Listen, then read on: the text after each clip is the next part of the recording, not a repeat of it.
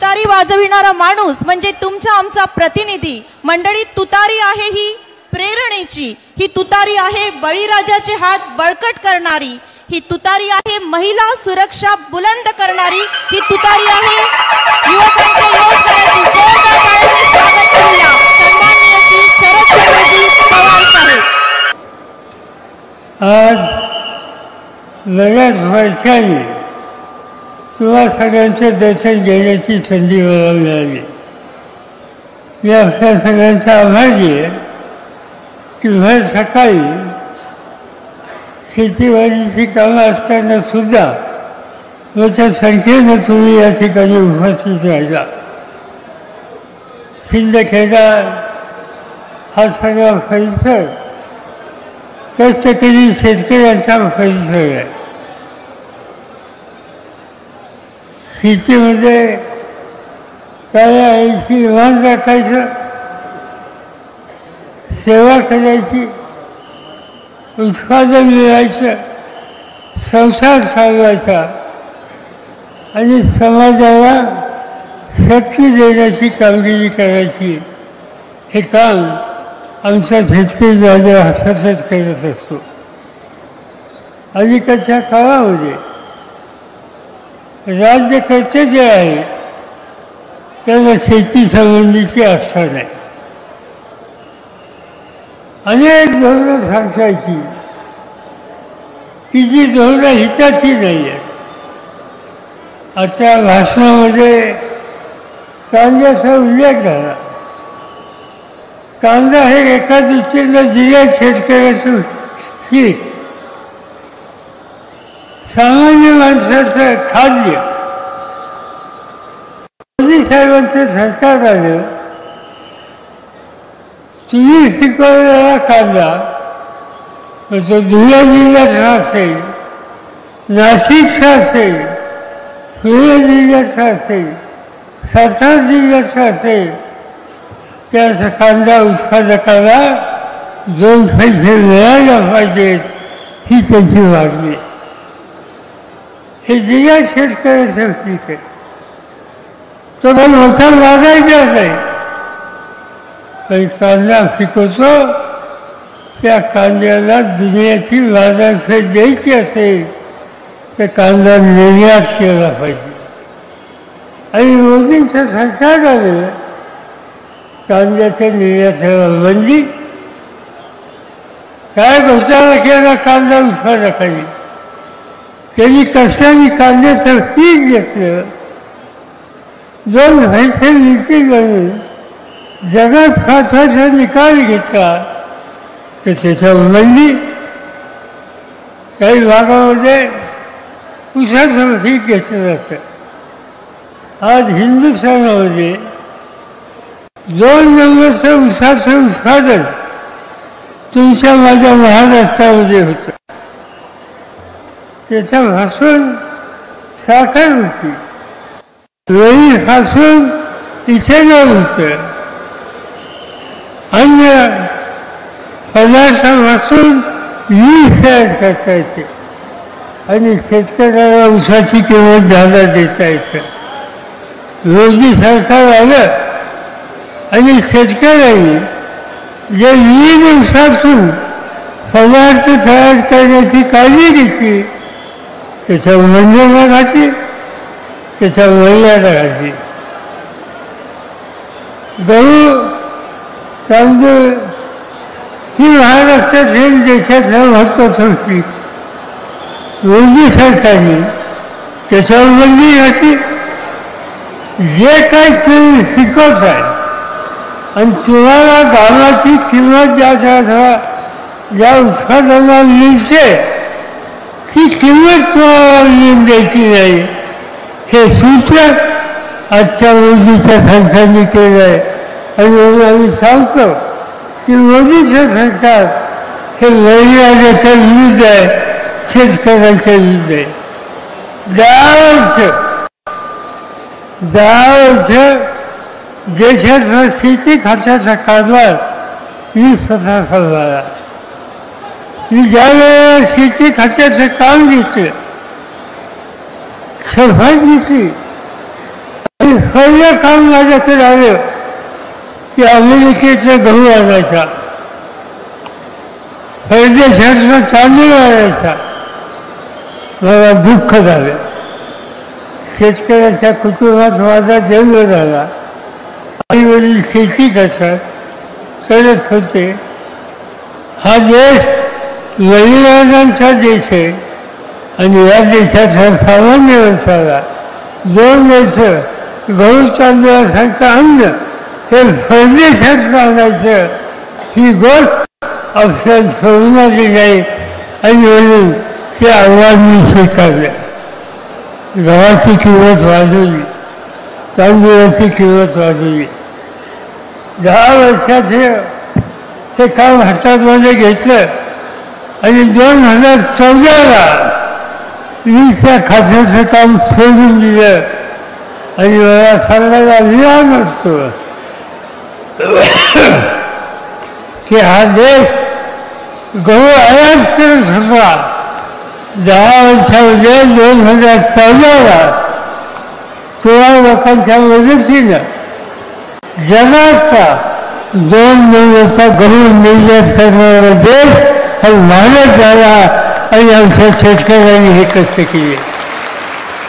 जो देश पैशातलं चांगली वाढत होता, 10 वर्ष शेती खात्याचा मंत्री म्हणून जे काही काम केलं आणि तुम्ही लोकांनी साथ दिली, त्याचा परिणाम 2014ला ते काम सोडत असताना जगामध्ये 1 नंबरचा तांदूळ पिकवणारा देश हा लहानच झाला.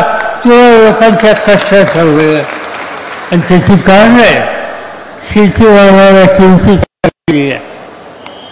तुमच्या डोक्यावर कर्ज होतं, 71,000 कोटीचं कर्ज हे शेतकऱ्यांच्या डोक्यावर होतं. मला आठवत आहे की विदर्भामध्ये यवतमाळ जिल्ह्यामध्ये शेतकऱ्यांनी आत्महत्या केला. मला आश्चर्य असं की आमचा राजा आत्महत्या करतो, कुठे आमचं चुकतंय, काहीतरी कमी आहे. मी स्वतः यवतमाळला गेलो. ज्यांनी आत्महत्या केली त्याच्या कुटुंबात ती माऊली डोळ्याचं पाणी काढून सांगत होती की माझ्या माणसाने आत्महत्या केली. विचारला का त्यांनी जीव दिला. त्या माऊलीने सांगितलं की सावकाराकडे कर्ज घेतलं होतं, कर्ज फिरले नाही. सावकाराला घराची वाहनी कुंडी बाहेर काढली, अमृतचा पंचनामा झाला आणि माझ्या माणसाला ते सहन झालं नाही. इजी घेतलं आणि जीव देऊन टाकला. शेतकऱ्यांनी आत्महत्या का केली? त्याच्या डोक्यावरचं कर्ज फेडायची त्याची ऐपत नव्हती. आणि दिल्लीमध्ये परत गेलो, मंत्रिमंडळाच्या बैठकीत केला आणि 71,000 कोटी रुपयाचं शेतकऱ्यांचं कर्ज माफ करून टाकलं आणि त्याला कर्जमुक्त करण्याचा निकाल या ठिकाणी घेतला. इच्छाच नाही, पण जे कर्ज घेतात आणि व्यवहार फेडतात त्यांना जी 14% 12% व्याजाचा दर होता तो 6%वर आणला, 4%वर आणला. फक्त नियमित परत करणं ही अट घातली आणि कमी व्याजामध्ये कर्ज द्यायचा निकाल घेतला. शेतीमालाची किंमत दिली. आज आम्ही जगाचे शेतीचं उत्पादन वाढवणारे महत्त्वाचा देश आज तुमच्या माझ्या सगळ्यांचं झाले.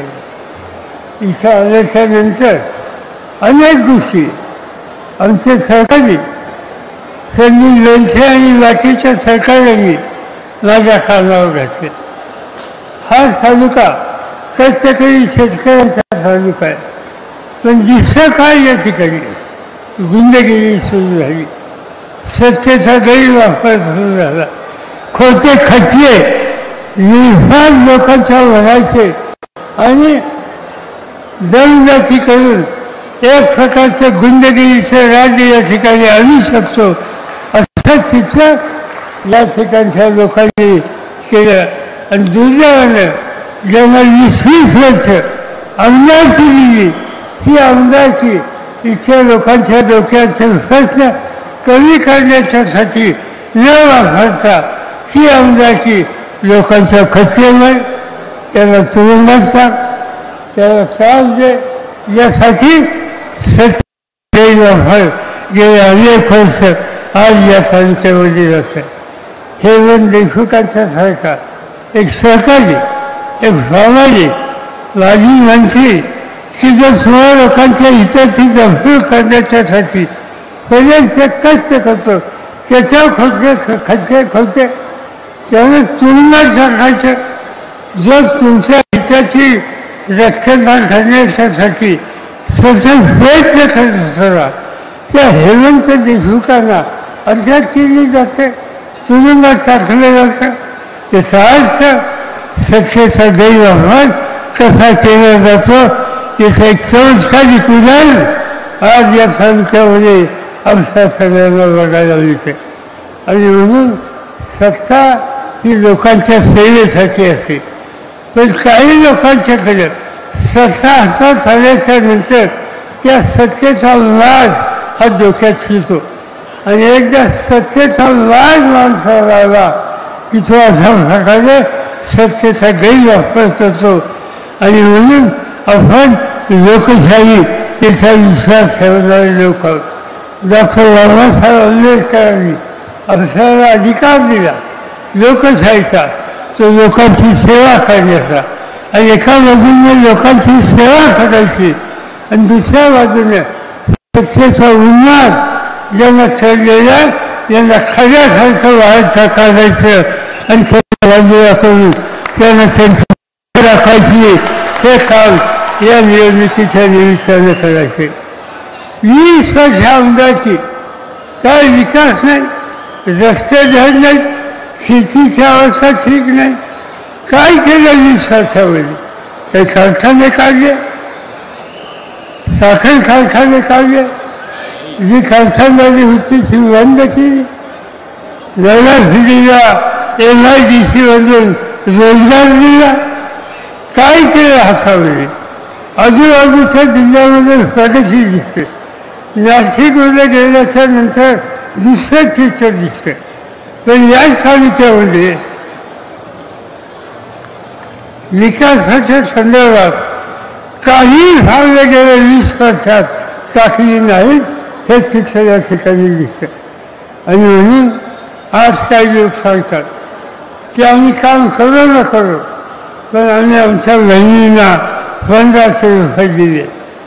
बहिणींचा सन्मान हा या देशामध्ये प्रत्येक माणसाला आनंद असणारा सन्मान आहे. पण आवश्यकता काय? तुम्ही रोजच्या वर्षात खर्च वाचा, महाराष्ट्रामध्ये रोज वर्षात खर्च उघडल्याच्या नंतर कुठेतरी मुलीवर अत्याचार झाला, कुठेतरी बहिणींचा अत्याचार झाला, ही बातमी असायला मिळते. 1500 रुपये ठीक आहे, पण 1500 रुपयांपेक्षा आमच्या भगिनींची अभिनय वाचवणं, त्यांना संरक्षण देणं, त्यांचं रक्षण करणं याची खऱ्या अर्थानं आज गरज आहे. पण त्याच्याकडे आजच्या सरकारचं लक्ष नाही. लोकांची फसवणूक हे करण्याच्या उद्देश काम या ठिकाणी घेत आहे. आणि म्हणून या रस्त्याने जायचा निकाल जे खुले घेतात त्याच्या उद्देशी भूमिका काय घ्यायची हे तुम्ही ठरवायचं. मला आनंद आहे या ठिकाणी आल्याच्या नंतर संदीप लोणचे आणि त्यांच्या सहकार्याने मजली मंडळांचा सन्मान केला. महाराष्ट्र हा मजली मंडळांचा आदर्श केलेला अनेक ठिकाणी आम्ही बघतो. पंढरीची वारकरी मंडळी उन्हाळ्याचा विचार न करता घरदार सोडून पांडुरंगाचा दर्शन घेण्याच्यासाठी चंद्रभागेचा स्नान करण्याच्यासाठी पंढरीला जात असतो. त्याची काही अपेक्षा नसते.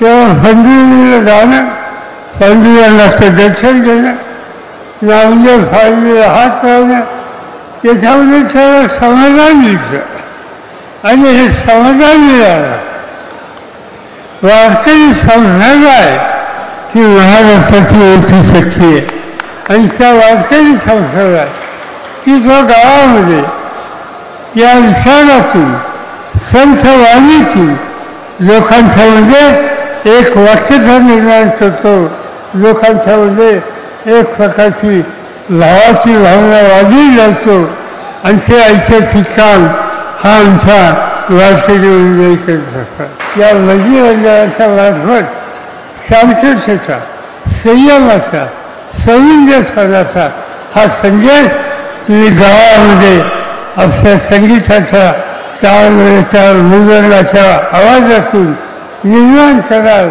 लोकांना प्रोत्साहन द्याल आणि एक वेगळे चित्र या ठिकाणी करावं लागेल. आज अनेक समस्या आहेत, महागाईसारखे संकट आहे, लेखाजीसारखे संकट आहे. आजचे सरकार तरुणांच्या हाताला काम द्यायला काही पावले टाकत नाही. आजचं सरकार लगिनींना प्रपंच चालवायला महागाईचा सुस्का करायची जी आवश्यकता आहे त्याच्यामध्ये काय लक्ष देत नाहीत आणि त्यामुळे चुकीच्या लोकांच्या हातात सत्ता आहे. ती सत्ता उद्या सगळी वेळ त्यांच्या हातात काढून घेणं आणि महाराष्ट्राचं राज्य हे महाविकास आघाडीच्या हातात देणं हे ऐतिहासिक काम तुम्हाला करायचे. मी तुम्हाला शब्द देतो की राज्य तुम्ही हातामध्ये द्या, महाराष्ट्राचा चेहरा हा बदलल्याचे आणि लोक स्वस्थ बसणार नाही त्या कामाला तुमची साथ मिळेल एवढीच अपेक्षा या ठिकाणी करतो आणि माझे 2 शब्द संपवतो. जय महाराष्ट्र, जय हिंद. या देशाचं नेतृत्व पद्मविभूषण आदरणीय खासदार शरदचंद्रजी पवार साहेब त्यांच्यासोबत विधानसभेचे माजी अध्यक्ष आणि एकेकाळी त्यांच्या शासकीय निवासस्थानाचं देखभाल दुरुस्तीचं काम सांभाळलेलं असे आदरणीय अरुणभाई गुजराती, जिल्ह्याचे निरीक्षक उमेशदादा पाटील, धुळे जिल्हा अध्यक्ष जितेंद्र भैया मराठे, धुळे शहर अध्यक्ष रणजितराजे भोसले, आदरणीय कामराज भाऊसाहेब, गेले 10-14च्या आधी साहेब देशाचे कृषी मंत्री होते. साहेब संपूर्ण देश सांभाळत होते आणि राज्य आमच्या काही नेते मंडळीच्या हातात दिलं होतं. परंतु खंत वाटते 84व्या वर्षी साहेबांना सगळी नेते मंडळी ज्यांनी मोठं केलं ते सोडून गेली. काय जे निष्ठावान जमलेत, 84 वर्षाचा योद्धा 24 वर्षाच्या तरुणाला लाजवेल असं काम सध्या सुरू आहे आणि तेच साहेबांचे विचार आदर्श तुम्हा आम्हा सगळ्यांना डोळ्यासमोर घालायचे आहे.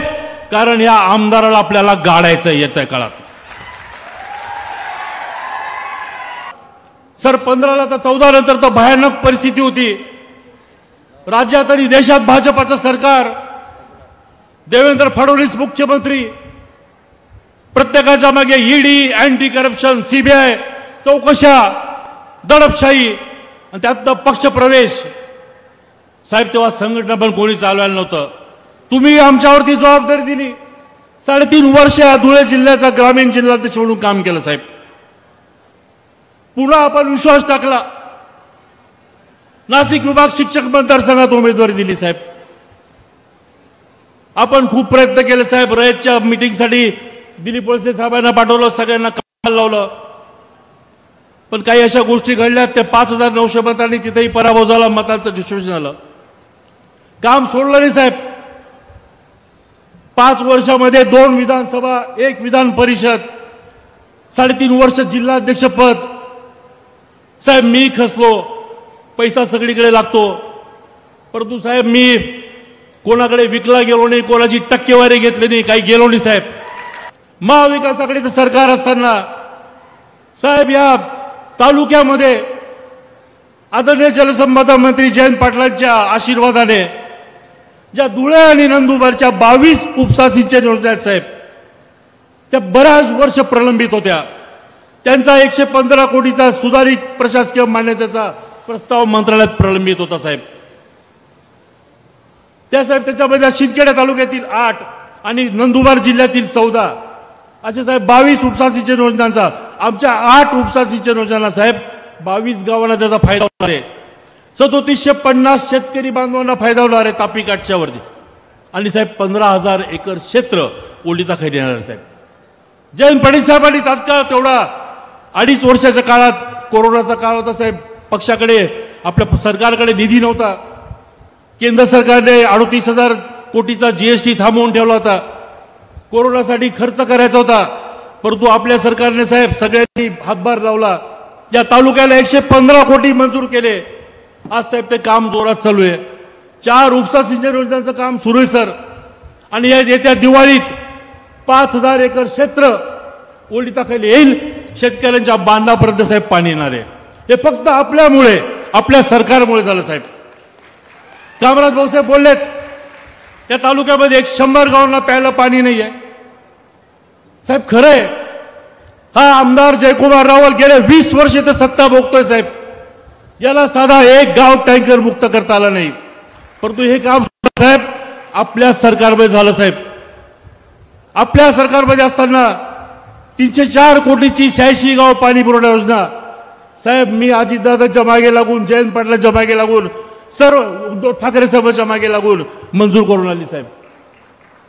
फक्त एक झालं साहेब, ओके सरकारने आपलं सरकार पाडलं आणि वर्क ऑर्डर जी व्हायची होती ती त्यांच्या सरकारच्या काळात झाली साहेब.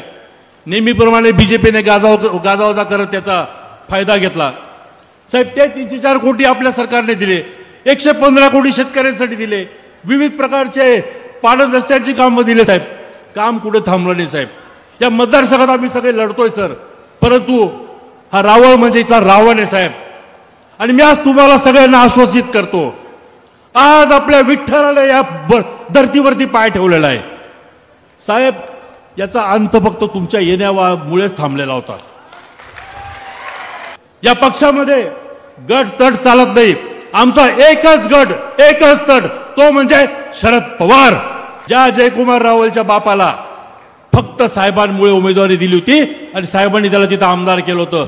ज्या बापाने त्या घराण्यामध्ये आमदारकी दिली तोच बाप त्या घराण्याची आमदारकी काढायला इथं आलेला आहे. एवढं त्या जयकुमार रावले लक्षात ठेवायचं. साधारण साहेब 173 भजनी मंडळांना आपण टाळ, मृदुंग, पेटी आणि विना हे वाटप करतोय साहेब. याचं निश्चितप्रमाणे हे साहित्य त्याच्यात तुतारी जरी नसली पण तुतारीच्या रूपात वाजेल, प्रत्येक गावात वाजेल. तुमचे विचार साहेब प्रत्येक गावात पोहोचतील आणि या जयकुमार रावलचा नायनाट करतील. आणि या भाजपाच्या फुलाच्या पाकळ्या पाकळ्या केल्याशिवाय साहेब आम्ही थांबणार नाही. आम्ही आपल्या सर्वांचे श्रद्धास्थान, आपले दैवत आदरणीय शरदचंद्रजी पवार साहेब, उपस्थित सर्वच मान्यवर आणि हा जनसागर या ठिकाणी मी पाहिला. मला अत्यंत आनंद झाला की या ठिकाणी या मतदारसंघामध्ये राष्ट्रवादी काँग्रेस शरद पवार साहेबांचा उमेदवार 100% निवडून येईल अशा पद्धतीचं हे. 46,000 कोटी रुपये दिले लाडक्या बहिणीला. आणणार कुठून? हे संबंध निवडणुकीच्या संदर्भातले. 46,000 कोटी रुपये कसे देणार हे शासनाने अजून सांगितलं नाही. शासनाने श्वेतपत्रिका काढली पाहिजे. महिलांच्या संदर्भातलं कार्य आदरणीय शरदचंद्रजी पवार साहेब मुख्यमंत्री असताना त्यांनी जे महिला धोरण आणलं ते महिला धोरण महाराष्ट्रात पहिल्यांदा आणणारा नेता आदरणीय शरदचंद्रजी पवार साहेब आहे. आणि म्हणून आपल्याला ताकदीने उभं राहायचं. टाळे वाजत राहिल्या पाहिजेत. आपण प्रातिनिधिक स्वरूपात ही भजनी मंडळांना साहित्य वाटप करीत आहोत. त्यानंतर सर्वप्रथम श्री विठ्ठल भजनी मंडळ धमाणे यांना आदरणीय साहेब साहित्य वाटप करीत आहेत. करूया आणि त्यांना सदिच्छा व्यक्त करूया. यानंतर मंचावरील गर्दी जरा कमी करूया. बालगोपाल भजनी मंडळ शिंदखेडा यांना आदरणीय साहेब साहित्य वाटप करीत आहेत आणि सन्माननीय अरुणभाई गुजराती सुद्धा या साहित्य वाटपाच्या अतिशय महत्त्वपूर्ण सोहळ्यात सहभागी होत आहेत. टाळ्या वाजत राहिल्या पाहिजे.